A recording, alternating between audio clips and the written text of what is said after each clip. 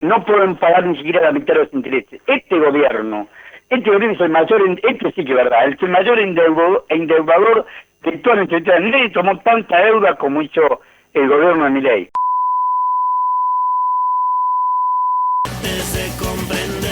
Bueno, seguimos en este programa, se hace llamar Abrazando Distritos por Radio Signo 92.5 FM.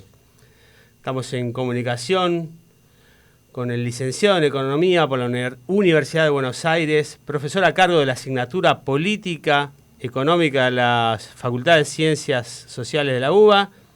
Y bueno, y un largo currículum que tienes, economista sobre todas las cosas.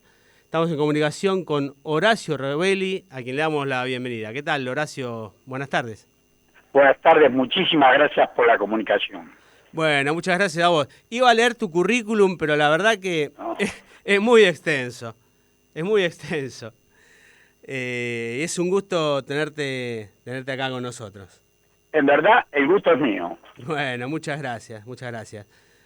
Bueno, como ya bien anticipé, Horacio Rebelli es un gran economista con un gran currículum. Y bueno, va la primer pregunta, Horacio, para que la gente te conozca un poco y sepa desde qué lado estás hablando. ¿Nos podrías contar cuál es tu mirada de la economía?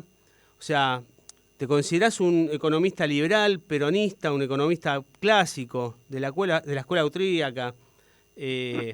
¿Cuál es tu mirada de la economía? Para serte sincero, yo vengo del radicalismo, sí, de la Unión Cívica Radical. Nosotros tenemos un programa que era el programa de Avellaneda, no tiene nada que ver con el radicalismo actual.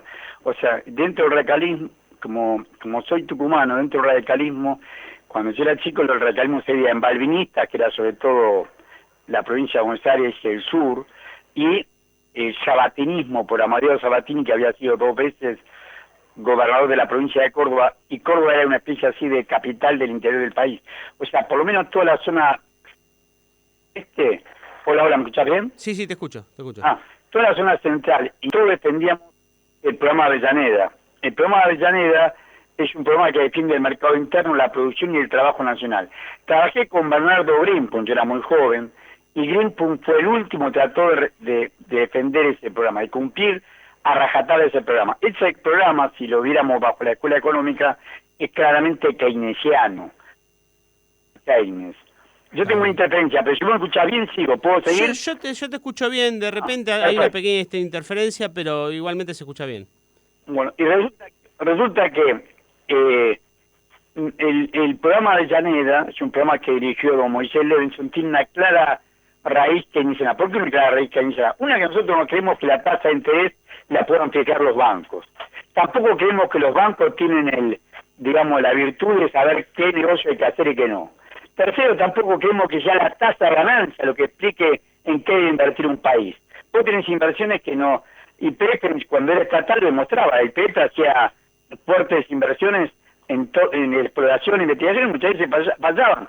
Después, por supuesto, cuando viene la dictadura militar, van a utilizar YPF para que todas esas exploraciones que fallaron se las sacaron encima. Y las que tenían recursos, porque lo más importante es descubrir el petróleo. Vos para descubrirlo tenés que buscarlo. Claro, sí, entonces el costo de YPF y lo aprovecharon después las empresas privadas. En su momento eran Pérez Compán, que tenía petrolera, Ornequian, Bulgeroni, y también las empresas extranjeras. Todos ellos aprovecharon ese trabajo de... Esto es lo que nosotros estamos encontrando. Nosotros creemos que el Estado tiene que ser transparente, no un Estado bobo, un Estado transparente y que priorice la defensa nacional. Un ejemplo actual.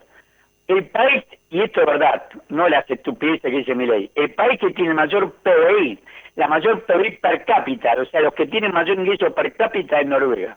Claro. Noruega, porque Noruega no llegan a ser 8 millones de habitantes, sabés que es todo hielo, por el norte son todo hielo. Encontraron petróleo y gas entre los fiordos. ¿Quién lo explota? El Estado, pero ahí no es un Estado corrupto, no es el Estado donde pone a YPF a Suárez Manson, que era el comandante, el general del regimiento número 1 del ejército, del cuerpo primero del ejército, un asesino confeso, condenado varias veces a perpetua por crimen de lesa y moneda. No lo pusieron un corrupto como Suárez Manson, pusieron los mejores. O sea, los estados que realmente crecen y se desarrollan, el caso de Noruega, encontró, en vez de regalar el petróleo, como hacemos nosotros que inventamos dentro de una ley que llaman base, la ley 27742, que llaman base y punto de partida, etcétera, etcétera, para crear un régimen feudal, un régimen que fracasó en Burkina Faso. El golpe militar que se hace en Burkina Faso en el año 2022 fue casualmente con un muy similar sistema como el RIGI para explotar el oro y la plata que tiene Burkina Faso. Burkina Faso es un país que en la parte occidental de África, al norte de la parte occidental de África, y ahí el ejército, un ejército nacional, comandado por un capitán del ejército muy joven, de nombre Traoré. Este Traoré fue el que dio el golpe contra los que querían hacer un sistema parecido al RIGI. Nada más que en vez de ser empresas estadounidenses, eran básicamente francesas, inglesas. Pero para el caso es lo mismo. Lo que quiero decir es que vos tenés que defender la soberanía nacional. Nosotros hemos perdido una lucha ideológica muy fuerte, el radicalismo más que ninguno. Hoy el radicalismo, la mejor bendición del radicalismo la hace el actual gobernador de la provincia de La Rioja, Quintela, dice una palabra más fuerte, dice que era la mujerzuela del PRO y era la mujerzuela de la Libertad Avanza. Este es el triste papel, lo que fue un partido glorioso que tuvo hombres como Hipólito Yrigoyen, como Arturo Illia. Grande, en mi provincia, el presidente del partido, don Ángel Gerardo Pizarello, solamente por ser defensor de peso político, pero no porque estuviera de acuerdo con el comunismo ni nada por el estilo, sino porque quería que se lo respete y se lo tratara como humano y que hubiera juicio previo. Por reclamar eso, lo fue a buscar el 24 de marzo del 76 y apareció el 1 de julio de ese año con 7 balazos en el cuerpo y la boca cosida con alambre. O sea, cuando uno ve que defender la verdad y defender los principios de nuestra Constitución Nacional se pagan con la vida, decís, esta gente hace y dice lo que piensa. Hoy el radicalismo dicta, el antípoda de ese viejo radicalismo donde yo me formé. Muy bien, Horacio. Es triste, pero es real, ¿no? Tristemente real. También Greenpool fue tristemente real. A Greenpool, yo te quiero contar rápidamente una anécdota. A Greenpool, nosotros cuando llegamos porque llegamos en la democracia, llegamos al gobierno, nos encontramos con una deuda fraudulenta, una deuda que no se había investigado. Cuando se fue Estela Martínez de Perón, la deuda nos llegaba a 8.000 millones de dólares, nos encontramos una deuda de 45.000 millones de dólares. De esa época, los dólares valen 10 veces más que ahora. Serían como 450.000 millones de dólares. Es una barbaridad. Entonces, claro, don Bernardo Greenpool dijo, no, vamos a dividir la deuda en legítima y ilegítima. Si utilizaron la plata para hacer un estadio mundial de fútbol, después el sobreprecio lo vemos. Se utilizaron para comprar Exotel, para arrojarlo contra los ingleses de Malvinas, o lo usaron para cualquier otra república, también. Ahora, los seguros de cambio que había creado en los 49 días que estuvo como presidente del Banco Central, Domingo Felipe Cavallo, eso de ninguna manera lo vamos a apoyar. Joaquín Ferrán, que era un catalán, y era el representante del Fondo Monetario Internacional en la Argentina, era el Luis Cuvedú de la época, lo fue a ver el 18 de febrero de 1985 al despacho a don Bernardo. Don Bernardo jamás recibía solo a ningún funcionario. Claro. El secretario de Hacienda, Daniel Bertani, estaba en Córdoba, Cordobés estaba en Córdoba, entonces lo recibió con Rodríguez Zabalini, que era el director de presupuesto, que era mi jefe inmediato. Por eso la historia la sé de primerísima línea. Era mi jefe. Lo recibió Joaquín Ferrán, que vino con otro agregado del Fondo Monetario Internacional, que ahora no me acuerdo el nombre. Horacio, para pasar un poco a temas de la actualidad económica, desasnanos un poquito. Uno lee los diarios, los principales medios de comunicación, y nos dicen que la economía creció un 7%.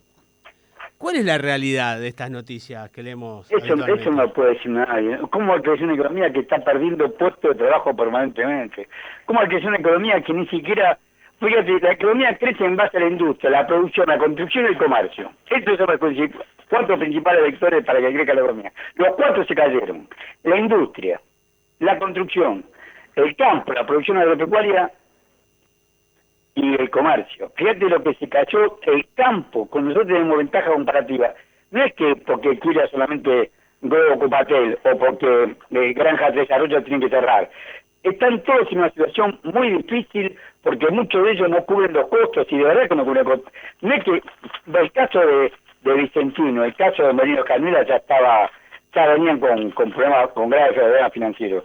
Pero vos cuando te encontrás con que caen una gran cantidad de empresas y de pequeños y medianos productores agropecuarios, pues sí, algo pasa. O sea, que grande, se cae ADM, que es una muy grande, se caen empresas Verónica es otra lácteo muy grande, Agrofina, Red Chut, o sea, proveedores de estas empresas, todos ellos están cayendo. ¿Por qué? Porque evidentemente la economía actual no es competitiva. Nosotros estamos sustituyendo producción local por importación. El peronismo fue grande porque logró sustituir importaciones. La industria Sordo-Seibo, como quiera, empezaron muy rudimentariamente, pero sustituyeron importaciones. Acá vos estás al revés, dejá de producir vos, y la producción del producto argentino tiene mano de obra argentina, tiene tecnología argentina, tiene estudios argentinos, tiene insumos argentinos. Estamos ensamblando acá, trayendo acá. Muchas industrias automotrices se van, el caso de Nissan, se van a Brasil, se van a Venezuela. Nosotros decimos no queremos ser Venezuela, se van a Venezuela. ¿Por qué? Porque ahí tienen condiciones mucho mejores para desarrollarse, que acá. Acá tienen altos costos financieros y altos costos productivos, altos costos operativos. Entonces, lo más barato que tiene la mano de obra, pero ¿para qué les sirve una mano de obra si no pueden vender? Vos en economía podés hacer muchas cosas, lo que no podés hacer es no vender. Claro. Cuando vos podés tener inflación, pero cuando lo vendés quebrás, porque lo decía un viejo profesor de economía que hizo su libro mirá en qué año lo hizo, en 1817, que se llamó David Ricardo, que decía mercadería que no se vende, ganancia que no se realiza. Acá tenemos un grave problema recesivo. La gran mayoría de las empresas lo venden. ¿Quiénes son los que venden? Los que importan. Claro, está esto de encomiendas que te entran en tu casa, las tarjetas de crédito. Bueno, pero eso no es producción nacional. Acá, esto es una burla de mentira. Acá tenemos una fuerte, lo dicen ellos, desgraciadamente con datos atrasados, pero lo dicen ellos cuando hablan de la cantidad de trabajo que se perdieron en enero del 25, el informe de lo que era el Ministerio, que era la Secretaría de Trabajo, donde dice que tenemos menos trabajadores que lo que teníamos en diciembre, y el país es una maravilla, en diciembre del 2023. Claro. En el diciembre del 2023, según dicen ellos mismos, la cantidad de trabajadores eran 13.413.300 personas que pagaban su aporte previsional de todos los meses. En enero del 25 pasaron a ser 12.832.900. ¿Dónde crece? Ellos mismos, este es el informe de la Secretaría de Trabajo de la Nación. Se llama Situación y Evolución del Trabajo Registrado, abril 2025, datos de enero 2025. Ministerio de Capital Humano, Secretaría de Trabajo, Empresa y Seguridad Social. Por este título, Situación y Evolución del Trabajo Registrado, y le da los números que estoy diciendo. Claro. Ahora, Horacio, el gobierno ya hace una semana, ¿no?, aproximadamente, que tomó una nueva deuda con el Fondo Monetario Internacional. ¿Por qué es que decide tomar esta deuda y cuál va a ser el beneficio, si es que lo hubiera, para el país, ¿no?, esta nueva toma de deuda? Yo digo por qué toman la deuda. No pueden pagar ni siquiera la mitad de los intereses. Este gobierno es el mayor, este sí que es verdad, el mayor endeudador de toda nuestra historia. Milei tomó tanta deuda como hizo el gobierno de Milei. Alberto Fernández era un inútil. De hecho, no teníamos ninguna duda que era un inútil. Pero el total de la deuda, como se fue, que no investigó porque tomó la deuda de Macri, no investigó nada y hizo su propia deuda. El total de la deuda, cuando se fue en diciembre del 2023, era de 370.674 millones de dólares. Hoy, declaración de la Secretaría de Finanzas de la Nación, no lo invento yo, ponen Secretaría de Finanzas de la Nación, deuda, datos, intereses y datos, a marzo del 2025, antes, porque el 11 de abril pedía los 20.000 millones de dólares del fondo, era de 473.557 millones de dólares, aumentó la deuda en 103.000 millones de dólares. Este no es inútil, este vende patria. Este gobierno Milei aumentó la deuda en 103.000 millones de dólares. Claro, no lo ves, dice, bueno, pero los precios no crecen. No crecen por la brutal deuda. ¿Y por qué te digo esto? Si vos tenés estos 473.000 millones de dólares de deuda, el total de los intereses que den, una parte de peso, otra parte en dólares, pero el total de intereses que venga es de casi 5 billones con larga de pesos por mes. Te repito, el total de la deuda a marzo, todavía no estamos hablando del acuerdo con el fondo, a marzo del 2025, al 31 de marzo del 2025, informe la Secretaría de Finanzas de la Nación, es de 473.557 millones de dólares. Bueno, esa deuda devenga intereses solamente vos fíjate que hacen cada 15 días cortes de tasa en pesos y pagan tasa de 3,5% mensual, 3,5% mensual y 3,57% mensual, y ya llega licitaciones y pagaron esa tasa. Bueno, y aún así mucha gente no entra, muchos que tienen títulos de cero están saliendo títulos de cero, que hay que poner una lupa ahí.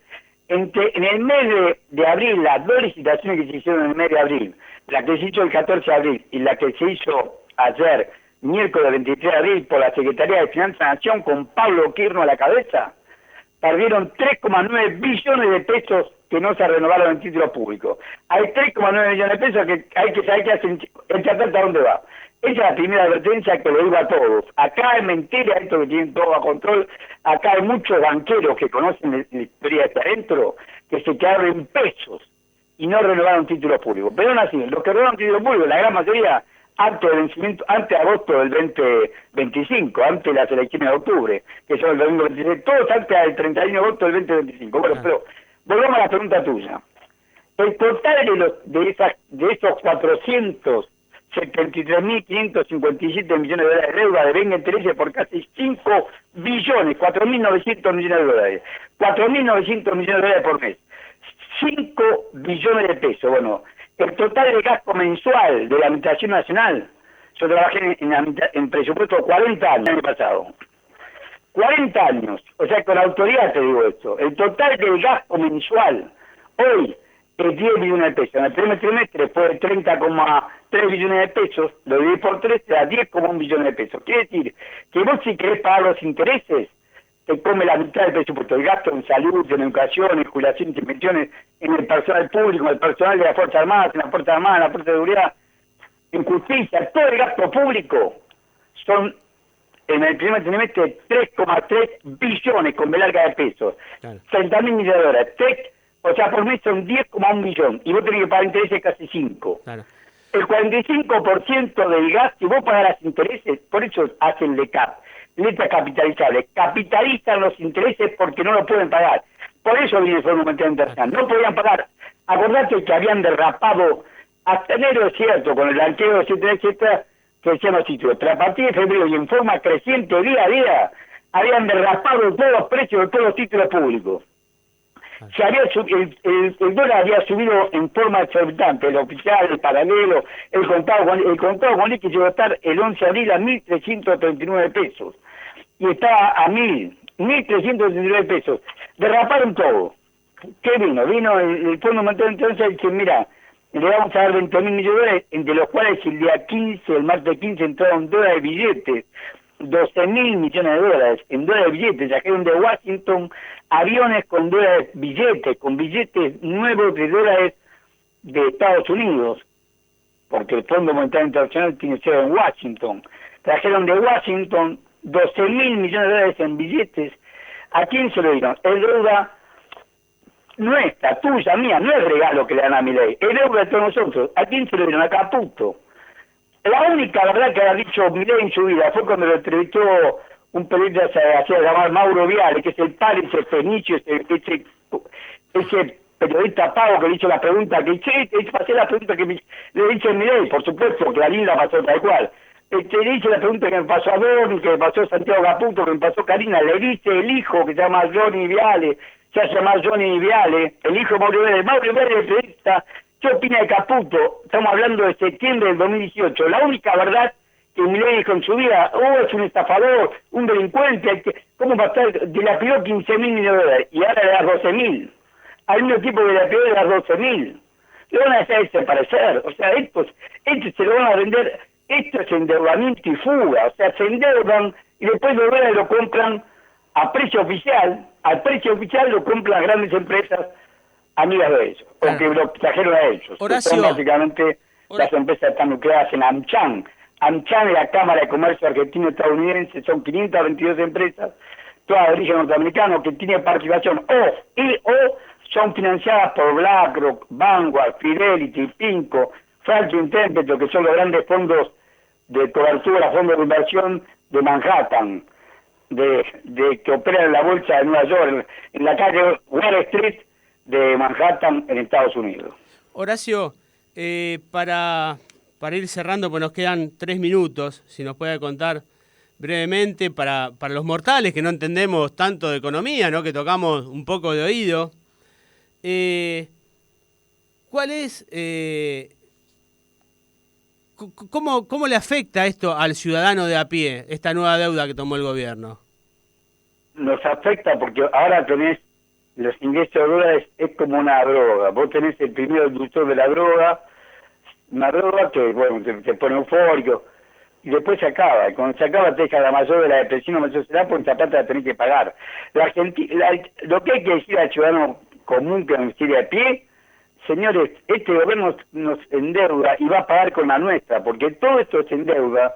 Ellos cuando más deuda tienen mejor. Ahora aparece el mismísimo Scott Bessent, que vino acá, nunca vino un secretario del Tesoro de Estados Unidos en funciones, nunca vino un secretario del Tesoro de Estados Unidos a Argentina, y le dijo que si hubiera problema en Argentina le iba a dar un crédito a través de lo que ellos tienen, un fondo de Estados Unidos para los países amigos, tiene un fondo que se llama FED por la sigla, Fondo de Estabilización Cambiaria, que le daría plata a ese Fondo de Estabilización Cambiaria si no se van a alcanzar los 20.000 millones de dólares que le da el Fondo Monetario Internacional, porque la otra proyección, por eso están colocando hasta agosto, tampoco le queda mucha corrección. Te estoy diciendo que la gran mayoría de los títulos se colocaron hasta agosto, y 3,9 billones, 3.800 millones de dólares, no renovaron, un pedazo no renovó. Bueno, y están timando hasta agosto, y este dice, no se preocupen, nosotros vamos a ir y le vamos a dar la plata del FED, que es el Fondo de Estabilización Cambiaria.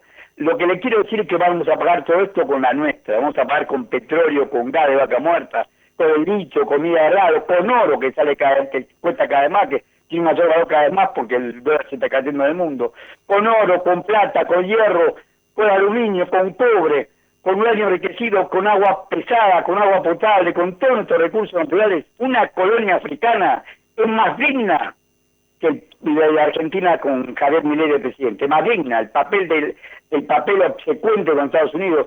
Hubo votaciones en contra de los derechos de los pueblos originarios, en contra de las mujeres y los niños. ¿Quiénes firmaron? Estados Unidos, Israel y Argentina. Deplorable. Bueno, todo esto no lo defiende ni siquiera nuestra isla Palmira, no sabe el nombre del padre de la patria. Bueno, lo que hay que decir es eso, es un vendepatria, están ajenando nuestro patrimonio, pero que no nos pertenece ni tan siquiera a nosotros, le pertenece a generaciones y generaciones argentinos. Así como Noruega utiliza el descubrimiento de petróleo y gas en la Sierra de Noruega para el beneficio de todo su pueblo, lo utiliza para beneficio de una minoría parásita y rentista, que es la que sufre esta situación. Horacio, lo tenemos que ir despidiendo, pero tenemos que cerrar el programa. Ya me está apurando acá el operador.